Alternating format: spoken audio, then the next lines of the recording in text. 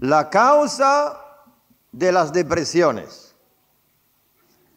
Y vamos a elegir no algunas personas marginadas como ejemplo, ni una persona con problemas psiquiátricos, sino vamos a elegir como ejemplo de la depresión dos profetas del Antiguo Testamento. Y creo que si dos profetas tuvieran depresiones, pues a veces también podemos identificarnos con ellos. No estoy hablando de altos y bajos que todos tenemos según el día del mes. Estoy hablando de depresiones que nos inspira, incluso nos lleva al punto de desear morir, o al punto de desear dimitir de nuestro cargo, nuestra responsabilidad en la casa, o en la iglesia, en el trabajo. Depresiones de que llega a tal punto que nos paraliza, que no podemos ir adelante, que no podemos cumplir con el deber del cristiano. ¿Le interesa el tema? Pues tengo doctorado en el tema. Tengo doctorado, así que gloria a Dios, puedo hablar del tema con experiencia. Pero en vez de tomar mis experiencias, mejor que tomamos lo de Jonás, ¿verdad? Menos complicados, menos comprometidos, ¿verdad? Jonás primero, luego vamos a Elías y tendremos que dejar otros porque hay más hermanos deprimidos, dejarlo para otro día. Entonces vamos a leer algo de Jonás, no toda la historia porque es muy largo y quisiera cortarlo un poco para tocar otros temas.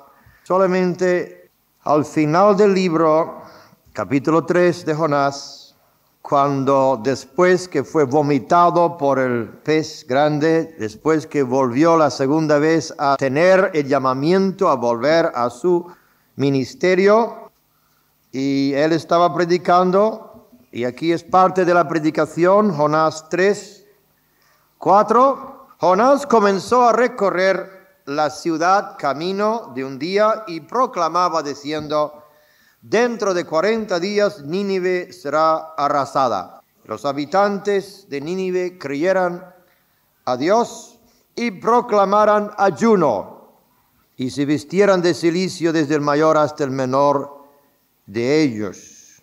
Y versículo 10, y vio Dios sus acciones, que se habían apartado de su mal camino, entonces se arrepintió Dios del mal que había dicho que les haría y no lo hizo.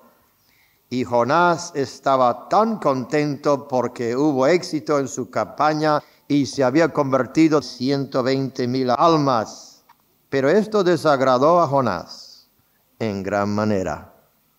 Y se enojó. Fíjese, 120,000 que calculan que tenían ahí Nínive convertido en una campaña, y él estaba enojado. No solamente enojado, sino deprimido. Y oró al Señor y dijo: Señor, ¿no era esto lo que yo decía cuando aún estaba en mi tierra? Por eso era misionero, Entonces escapan los demás de vosotros. Eso era misionero. A ver. Cuando aún estaba en mi tierra, por eso me anticipé a huir a Tarsis, porque sabía yo que tú eres un Dios compasivo y clemente, lento para la ira y rico en misericordia, y que te arrepientes del mal con que amenazas. Y ahora, Señor, te ruego que me quites la vida, porque mejor me es la muerte que la vida. Y el Señor, en vez de que le cayera un rayo, como lo merecía, dijo suavemente: Jonás, ¿tienes acaso razón para enojarte? Qué dulce es el Señor, ¿no? Jonás, ¿tienes razón para enojarte? Y luego, versículo 8, sabemos cómo se le cubrió la sombra de esta planta. Luego vino el gusano, se secó la planta, el sol hirió la cabeza de Jonás y él desfallecía, deseaba con todo su alma morir, diciendo: mejor me es la muerte que la vida. Entonces dijo Dios a Jonás: Jonás, ¿tienes acaso razón para enojarte por causa de la planta? Él respondió: tengo razón para enojarme hasta la muerte. Y dijo el Señor: tú te apiadaste de la planta por la que no trabajaste ni hiciste crecer, que nació en una noche y en una noche pereció. Y no he de apiadarme yo de Nínive, la gran ciudad en la que hay más de 120,000 almas que no saben distinguir entre su derecha y su izquierda, y también muchos animales, pues nos preguntamos por qué Jonás se enojó, por qué se deprimió, por qué quiso morir, por qué deseó la muerte. Puede ser que podemos encontrar algo que nos ayude a nosotros. Él había profetizado que en 40 días se iban a ser destruidos, que Dios iba a destruirles. Entonces, cuando Dios no cumplió la palabra del profeta, pues él se sintió desprestigiado como profeta. Un profeta que profetiza algo y que no pasa, pues se siente muy mal. Había un profeta en Málaga hace unos años y profetizó, por lo menos se llamaba profeta, profetizó que Málaga iba a ser inundado de agua, que nos íbamos a ahogar todos. Y como no pasó, se fue a América, enojado. En vez de una inundación, vino sequía. Entonces Jonás estaba diciendo en otras palabras, Señor, me has dejado en ridículo. Su orgullo estaba herido. Y le salió la carne, le salió todo lo que era de Adán, lo que es del hombre antiguo, la lástima propia. Su ministerio estaba puesto en dudas. Nadie le iba a creer. Si iba a otra ciudad, decía, en 40 días se van a morir todos, le iban a burlar de él. Entonces se sentía tan ridiculizado, tan desprestigiado. Su egoísmo estaba disfrazado en espiritualidad, religiosidad. Y a veces eso nos pasa a nosotros también, cuando algo nos hiere, cuando algo nos ofenda, cuando el orgullo propio es tocado, cuando no salimos con lo nuestro. Hay personas que incluso intentan el suicidio para llamar atención. Hay causas de suicidio que son diferentes. A veces es sentir atrapado, otras veces es opresión satánica. Pero también hay muchas áreas del yo. Cuando el yo no sale con lo suyo, como Jonás, cuando no se sintió respaldado por Dios, cuando no sintió que su ministerio fue reconocido, dice, mejor que me muero. Estaba leyendo algo que parece que no tiene nada que ver con el tema, pero creo que tiene algo que ver. Y es de la historia de Josué cuando entraron en la tierra prometida. Recuerda que Moisés no pudo entrar, pero entró Josué. Tomaron posesión de la tierra en el nombre del Señor. Y esto no representa el cielo, la tierra prometida no representa el cielo, representa ¿qué? La vida cristiana con todas sus guerras y batallas y luchas. El que no lucha está vencido, ¿o no? Por lo menos si tú tienes lucha, estás luchando. Pero las luchas, sí, son contra espíritus, principados, potestades, pero también son luchas contra la misma carne, la naturaleza humana. Y en esa tierra prometida había gigantes. Y eran 31 reyes, naciones que ellos tenían que vencer. 31 naciones, uno para cada día del mes. Y en Josué 14, versículo 15, nos da una idea y dice el nombre de Hebrón antes era Kirat Arba. Hebrón, lugar de amor, de la victoria, pero antes se llamaba Kirat Arba, que es la ciudad de Arba. Pues Arba era el hombre más grande entre los anaseos. Es interesante estudiar porque Arba era la cabeza de la dinastía de estos reyes en la tierra prometida. Y Arba era padre de Anac y jefe de los tribus. Y Arba significa la fuerza de Baal, el dios de Sidonia. Era el dios antiguo que era Dios de la naturaleza. Y Arba representa para nosotros el corazón natural. El corazón natural, el hombre carnal.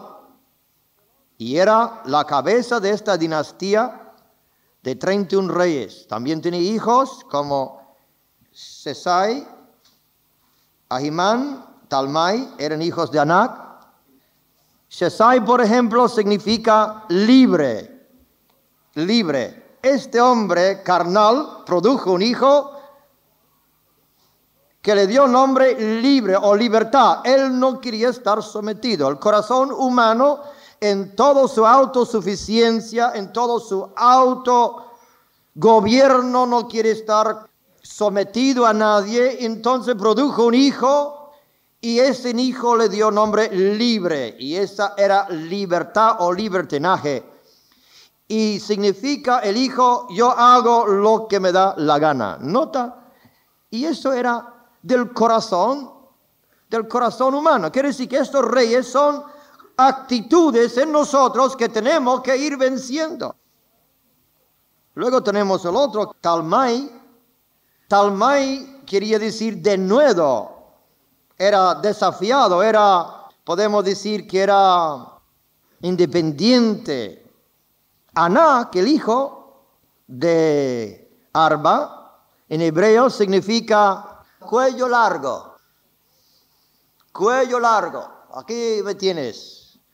Orgullo, vanidad, la voluntad propia. Podemos decir en el andaluz diríamos tenía cara dura. Anac, cara dura. El otro orgulloso, el otro libre. Y el padre de la dinastía, el corazón natural que aquí mando yo. Entonces es que tenía Jonás ese problema de su corazón y preferiría ver a la gente morir que él ser desprestigiado. Y como digo muchas veces en cuanto a nosotros líderes, el pastor da su vida por las ovejas. Y en cualquier posición que te encuentras, aunque no sea pastor, que sea cabeza de familia, líder de la escuela dominical, líder en la comunidad, sombra, monitor, el que está encima de una alma tiene que dar su vida por ellos, no la vida de ellos por nuestro orgullo personal. Y así se ve los asalariados y los que son de verdad, que tienen amor a las almas. Jonás quería morir. Señor, quíteme la vida porque estoy desilusionado contigo, tú me has dejado ridículo. Y prefería que 120,000 almas se muriesen y que él salía liso. Es un caso de un profeta, no de nosotros, ¿verdad? Pero muchas veces tiene que elegir entre tú y otros, entre el bienestar del hermano, la hermana o tu orgullo. ¿No te ha pasado todavía? Entre el bien de esa persona por la cual Cristo murió y el bien tuyo. Y cuando Arba está todavía en vida, el hombre natural y Anac, su hijo, entonces el cuello largo, entonces tenemos problemas. Por eso dice Cristo, si alguno quiere venir en pos de mí, ¿qué? Mata a Arba. ¿No dice eso? Corte el cuello a Anac. Si alguno quiere venir en pos de mí, niéguese a sí mismo. Renuncia lo que poseas. Se le ve el corazón humano muy claro en cuanto al dinero. Si tú crees que el yo está bien controlado, examina cómo manejas y cómo gastas el dinero. Y verás que en muchos casos el yo es siempre el primero. Saldremos victoriosos, se lo prometo. Cuando hemos cortado el cuello largo, hemos matado a Arba, y hemos rendido a los pies de Cristo y hemos obedecido lo que dice la Biblia. Nadie que tiene que buscar lo suyo propio, sino el bien de los demás. Y poner en práctica la ley de oro. ¿Qué es la ley de oro? La regla de oro. Lo que queréis que los hombres hagan con vosotros, haced también vosotros con ellos. Que significa amarás al prójimo como a tú mismo. Difícil, pero por la gracia de Dios se puede hacer. Ahora vamos al otro profeta. ¿Cómo se llamaba el otro profeta? Elías. Primero de Reyes 19. Vamos a ver este gran profeta que fue utilizado por Dios, porque estos dos hombres fueron grandemente utilizados por Dios. Primero de Reyes 19, y Acab le contó a Jezabel, la reina, todo lo que Elías había hecho y cómo había matado a espada a todos los profetas de Baal. Estamos hablando del mismo Dios, el Dios de Sidonia, el Dios de la naturaleza, ¿recuerda? Y Elías le había matado, había tenido una gran victoria, vino en un culto y se quebrantó, se entregó al altar y dijo: Señor, que yo muero y que Cristo vive en mí y que jamás volveré para atrás. Y mato a todo lo que es de la carne. Y tenía gran victoria Elías. Entonces Jezabel envió mensajero a Elías diciendo: así me hagan los dioses, aún me añaden, si mañana a estas horas yo no he puesto tu vida como la vida de uno de ellos. Recibió amenaza de muerte de esta mujer. Y nota lo que pasó con este gran profeta, cansado, estaba cansado. Después de su lucha, tuvo miedo, y se levantó, y se fue, ¿para qué? ¿Qué pone en tu Biblia? Para salvar su vida. Ese es un problema, hermano. El que quiere salvarse la vida, la perderá. Salvarse la cara, salvarse el orgullo, salvarse la reputación, salvarse lo que sea. El que quiere salvarse la vida, la perderá. Y él tuvo miedo, que el siervo de Dios nunca tiene que tener miedo de lo que dirán la gente, ni miedo de las amenazas de Satanás. Y el diablo siempre está amenazándonos, siempre. Pero si estamos muertos, ¿por qué tenemos que temer la muerte? Y él tuvo miedo porque estaba muy en viva todavía, se levantó y se fue para salvar su vida. Y vino a Berseba de Judá y dejó ahí a su criado y anduvo por el desierto un día de camino y vino, se sentó bajo un enebro, pidió morirse y dijo: basta ya, Señor. Yo creo que hay mucha gente que todavía están hablando en hebreo, el hebreo de Elías. ¿Nunca has dicho tú eso? Basta ya, Señor. No soporto, no aguanto, no puedo más, ya he llegado al colmo, es la última gota, es la paja que rompe la espalda del burro. Basta ya, Señor, toma mi vida, porque yo no soy mejor que mis padres. ¿Y quién te ha dicho a ti que tú eres mejor que tu padre? ¿Te ves cómo se estaba poniéndose? Yo no soy mejor que los demás pastores, pues ¿quién te ha dicho que eres mejor? Mira, ¿dónde estamos aquí? Y acostándose bajo el enebro, se durmió fatigado, cansado, lleno de sí mismo. Y aquí un ángel le tocó, le dijo: levántate, come. Qué bueno es el Señor, qué dulce, no nos dan palizas. Si cada vez que yo me deprimo el Señor me diera palizas, no podría ni sentarme en un mes, ¿la verdad? Pero no nos da palizas. Jonás, ¿tienes razón para estar enojado? Elías, levántate, come, te preparo una comida. Entonces miró y aquí que a su cabecera había una torta cocida sobre piedras calientes y una vasija de agua. Comió y bebió y volvió a acostarse. Todavía estaba tan deprimido que ni cultos, ni bendiciones, ni alabanza. Volvió a acostarse otra vez. Y el ángel del Señor volvió por segunda vez, lo tocó, le dijo: levántate, come, porque es muy largo el camino para ti. Y a veces nosotros no entendemos que la vida cristiana es larga, no es de 2 meses, 2 años. Hay que contar lo que cuesta edificar esta torre. Hay que contar lo que cuesta vencer los reyes en la tierra prometida. Y Jesús dice: siéntete. Y comienza a sacar cuentas. ¿Puedes tú? ¿Puedes llegar? ¿Puedes vencer? Porque te va a costar la vida cristiana y es muy largo el camino que tenemos que andar. Ya soy que estoy andando en los caminos del Señor. Y me parece cada día más, ¿qué voy a decir? Más fácil, más duro, más difícil, más pesada. Pero más fuerza que Dios me da, más gracia. Pero hermanos, no piensa que es más fácil. Eso es lo que pensaba yo. Si fuera yo anciano, que se fuera ya maduro, me he desengañado. Ahí es más difícil, más duro.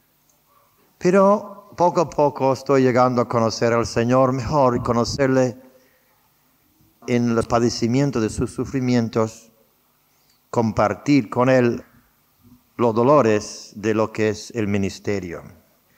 Y el ángel le volvió, le dijo que comiese otra vez, y se levantó y comió y bebió, y con la fuerza de aquella comida caminó 40 días, 40 noches, hasta Horeb, el monte de Dios.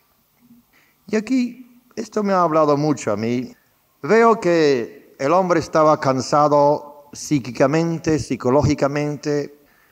Había mandado fuego del cielo en ese momento, clímax, había vencido, pero estaba agotado. Y cuando está el siervo de Dios agotado es como otros. Es un hombre, es una mujer. Si tenemos algo es porque Dios está en nosotros, ¿verdad? Nosotros somos carne, hueso, sangre. Y él estaba totalmente agotado y buscando salvarse su propia vida. Y seguramente no había leído mucho la Biblia. Seguramente no había tenido comunión con Dios como tenía que tenerlo. Estaba tan cansado, tan fatigado, que la Biblia estaba cogiendo polvo. ¿Le ha pasado alguna vez a ti? Polvo. Cuando la Biblia tiene polvo, a veces el alma tiene polvo. Y faltaba comer. Y faltaba una ilusión, una aliciente más. Se le había terminado la aliciente, cayó poder de Dios, cayó fuego, mató a los profetas de Baal. Tenía victoria, pero ¿dónde se iba? No sabía por dónde ir, se tiró por un desierto. Y nosotros necesitamos esta comida. No con pan solo vivirá el hombre, sino con cada rema, cada palabra que sale de la boca de Dios. Yo he pasado a veces horas leyendo y no me ha salido ni un rema. ¿Te ha pasado a ti? Leo la Biblia, pero no me dice nada. Pero cuando Dios comienza a hablar, cómo nos levanta, y hay que seguir leyendo hasta que, Señor, tengo hambre, tengo hambre de ti, Señor, háblame, Padre, háblame, dame una palabra. Y nosotros necesitamos saber que Dios nos escucha. Tenemos que saber que Dios vive. Tenemos que saber que delante de Dios somos sus hijos, que somos alguien importante. No en el mundo, no delante de la gente, pero sí delante de Dios. Y hay un salmo que me gusta tanto, es el Salmo 116. Cuando David estaba deprimido, porque si quiere leer los salmos, encuentra cada situación que tú puedes encontrar. Comenzó el primer salmo con victoria. Bienaventurado el hombre que no anduvo en consejo de pecadores, ni en silla de escarnecedores se sentado, medita noche y día en el Señor, será como el árbol plantado junto a ríos de agua viva. Y termina los salmos con el Salmo 150, alabando a Dios con trompeta, con símbolo, todo lo que tiene respiración, alaba a Dios. Y gracias a Dios comenzamos con victoria, terminaremos con victoria, pero entre los salmos a veces hay luchas y dificultades. Y aquí el Salmo 116 dice, amo al Señor porque oyó mi voz y mis súplicas. Dios me dio esa palabra hace varios años. Te amo, Señor, con mi corazón. Esto era una oración mía que han estado cantando por toda España. Pero yo amo al Señor porque oye mi voz y mis súplicas, porque a mí ha inclinado su oído, aleluya, por tanto le invocaré mientras yo viva. Nota lo que le pasó a él. Los lazos de la muerte me rodearan, los terrores del Seol, lugar de los muertos, vinieran sobre mí. Angustia y tristeza encontré. Invoqué entonces el nombre del Señor diciendo, te ruego, Señor, salva mi vida.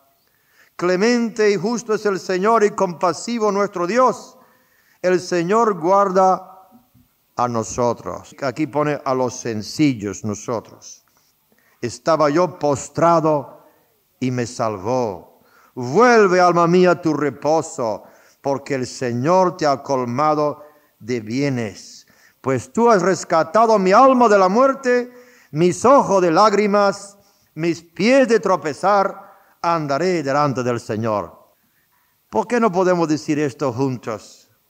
Tú has rescatado mi alma de la muerte, mis ojos de lágrimas, mis pies de tropezar. Andaré delante del Señor. Gloria a Dios. Hay que escuchar una palabra del Señor.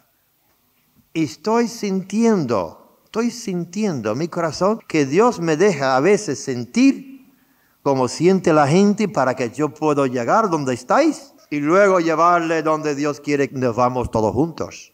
A veces me deja pasar. Y yo creo que cada pastor siente lo mismo. A veces él ni entiende por qué estoy pasando esto. ¿Por qué siento esto? Dios permite primeramente quemar la carne, quemar el arba, el anac. Y luego, para que nosotros comprendemos y entendemos, porque cuando yo era joven sentía el llamado de Dios, pero estaba con los pastores y para mí los pastores, por lo menos los americanos, eran todo de mármol. ¿Sabe qué son mármol? Y estaban en sus pedestales y hablaban otro idioma. Ahí estaban los pastores en lugar que no se le podía tocar.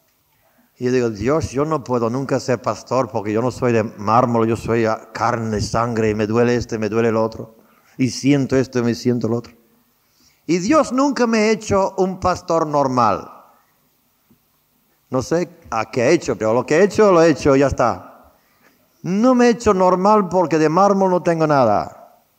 Y me duele todo. Y Dios nos ha hecho para que podamos entender que si un miembro sufre, ¿qué pasa? Todos sufrimos. A veces cuando tengo que disciplinar, me duele como un padre. Quisiera llegar al punto que no me duele, pero me duele. Pero como ha dicho un hombre, no se puede sanar la llaga que no sientes. No puedes sanar las llagas que no sientes. Y Dios quiere que nosotros sanamos y que sentimos. Y he sentido depresiones y altos y bajos para poder decir que una palabra del Señor, una torta preparada por el ángel de Dios, nos levanta, nos da fuerza. Cuando Dios dice, te amo todavía. A pesar de lo que has hecho, te amo. Tengo tu nombre escrito en mi libro. Y David dijo, tú formaste mis entrañas, me hiciste en el seno de mi madre. Y luego dice, cuán preciosos también son para mí, oh Dios, tus pensamientos. ¿Tú has pensado alguna vez, qué piensa Dios de mí? ¿Has pensado?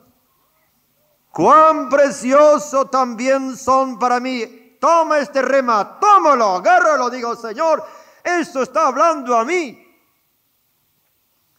Tus pensamientos, cuán inmensa es la suma de ellos.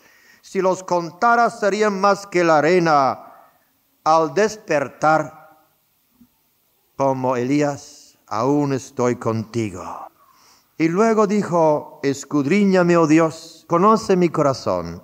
Tú quieres que Dios te conozca. Hay mucha gente que vive en una ilusión, que no quieren conocerse. Los filósofos griegos decían, hijo, conócete a ti mismo. Y creo que son dos cosas muy importantes. Primeramente, conocer a Dios y segundo, de conocerte a ti mismo. No andar debajo o detrás de un disfraz. Escudriñame, oh Dios, y conoce mi corazón. Pruébame y conoce mis inquietudes. Y luego expone su corazón delante del Altísimo y dice, y ve si hay en mí camino malo y guíame en el camino eterno.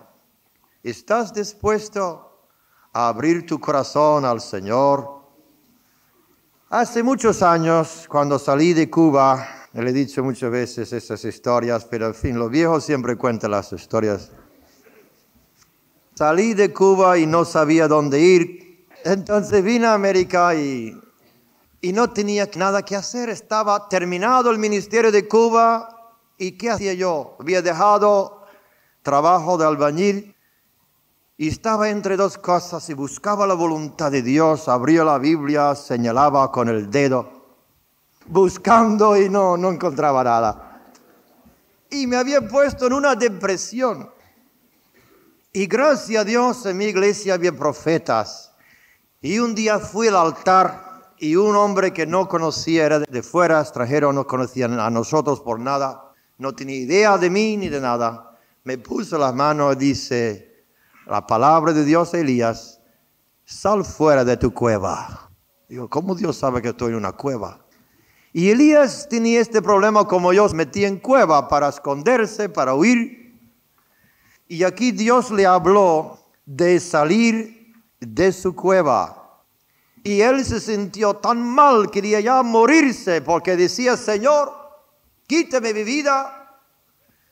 No quedan profetas, soy el único y me buscan mi vida. Y Dios dice, no eres el único, tengo 7,000 que no han doblado las rodillas a Baal. Y a veces uno piensa, ¿habrá gente con quien puedo comunicar? ¿Habrá hombres de Dios? A veces uno busca esa comunión íntima y personal. A veces se siente uno desengañado y engañado. En la obra espiritual tenemos engaños y desengaños y luchas y subidas y bajadas. Pero había 7,000 que él desconocía. Y cuando tú piensas que no hay nadie, Dios dice, mira, hay 7,000, hay hombres de Dios, hay mujeres de Dios. En todas las iglesias hay hombres y mujeres de Dios, solamente hay que abrir los ojos y verlos. Y luego Dios dice, vete y unge. Y tuvo que ungir un rey, y tuvo que ungir un profeta y el jefe del ejército. Y cuando fue a buscar el profeta, lo encontró trabajando. Estaba arando con los bueyes. Y le echó el manto encima. Y en el momento que le echó el manto encima, le vino el Espíritu Santo sobre Eliseo. Y dijo, te seguiré. Y Elías dice, ¿qué he hecho yo a ti, hombre? Vuelves a tu anal. Y ya no pudo ser lo mismo porque estaba ungido del cielo. Cuando nos cae el manto del Señor, aunque queremos volver a la vida antigua, jamás seremos lo mismo, porque ese manto nos cambia, nos transforma. Y Eliseo comenzó a seguir, mató los animales, hizo una fiesta, dio la carne a los demás y siguió al profeta como discípulo. Y lo que Dios está diciendo a mí también, habrá muchos jóvenes por todo el mundo, no solamente en España, mi visión se ha levantado y es mundial, que quieran venir y aprender y ser discípulos. No es momento de bajar la cabeza, no es momento de meternos en cueva, no es momento de sentir deprimido, es momento de volver a tomar la visión y decir, Señor, ahora es el momento de preparar obreros y obreras, porque las mías son muchos y los obreros son pocos. Y Eliseo siguió a Elías y le sirvió. No le dio posesión enseguida, no le dio púlpito, solamente fue maletero, botones. Y fue trabajando con Eliseo hasta que pudo empapar su espíritu, su vida, y luego el manto cayó sobre él. Así que, queridos hermanos, si estás deprimido, el Señor tiene una visión nueva para ti. Si estás desengañado, hay muchos que aman al Señor como tú. Si sientes que como Jonás, que quería morir porque le habían ofendido, mejor que muere esa parte de tu vida, esa parte egoísta, esa parte del yo, y tomemos la cruz y renunciamos todo lo que sea de la vida antigua. Decimos, para mí el vivir es Cristo y el morir ganancia. Nunca morir por desesperación, morir para entrar en la gloria de Dios. Porque mira, tenemos tan pocos años, tan poco tiempo de servir a Cristo y gozarnos eternamente de la recompensa. No vamos a desperdiciar por unas tonterías de orgullo humano, de el yo ofendido, no vamos a desperdiciar esa recompensa de la eternidad. Vamos a invertir cada hora en la obra de Cristo. Vamos a levantarnos de nuevo, decir, Señor, voy a correr, dame tu palabra. Yo quiero comer esa maná del cielo para que yo pueda correr y no desmayar y volar, volar. sin cansarme, porque Dios tiene mucho camino para adelante y mucha obra que hacer. Yo creo que hay mucha gente que Satanás ha querido aplastar, pero no le vamos a dejar, ¿verdad, hermanos? Si Jonás fue deprimido, Elías deprimido y David deprimido, pues no piensa que es algo extraño que te pasen las pruebas, pero vamos a levantarnos de nuevo y vamos a vencer. Jesús vino para proclamar libertad a los presos. Aleluya.